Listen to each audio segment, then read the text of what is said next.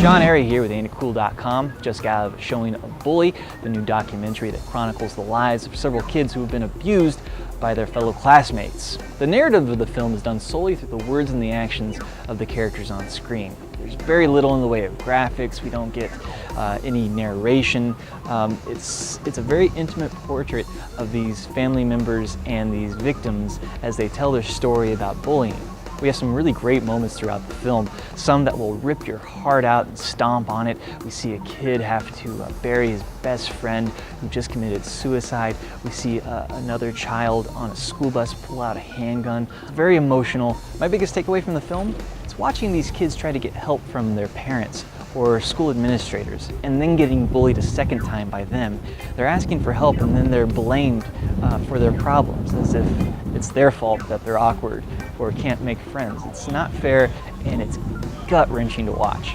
The cinematography here is sort of a mixed bag. It's handheld and there's lots of rack focus and shifting focus here. At times it's really nice because it gives you a very intimate close-up portrait of these families and these kids that are being bullied. At other times it's just distracting and really takes you out of the story. My main beef with the story is we don't actually talk to a bully. The story feels very one-sided. We have the stories from the victims, and the school administrators, who are somewhat demonized here, don't really tell their side of the story at all. It's very one-dimensional, and I think that does a disservice to the subject matter in general. It doesn't go real deep.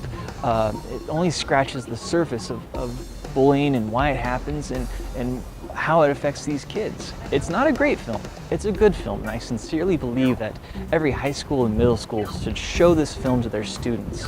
While this film sheds light on a very serious topic, the topic of bullying, it also opens up a lot of discussion about another serious topic, and that's the MPAA and their ineptitude. Originally, they gave this film an R rating because you heard the word fuck in it 6 or 7 times, depending on who you talk to.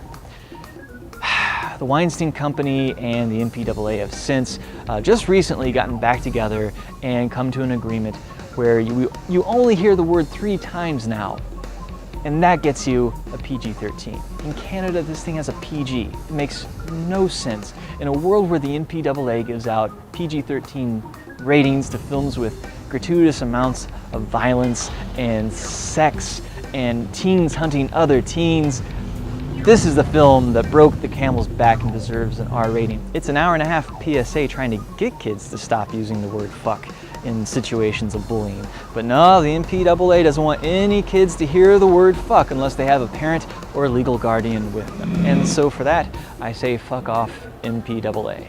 You're doing a lousy job. But those are just my thoughts. You can leave your comments below and be sure to check back in with AinitCool.com for the latest news and reviews. I'm John Arry.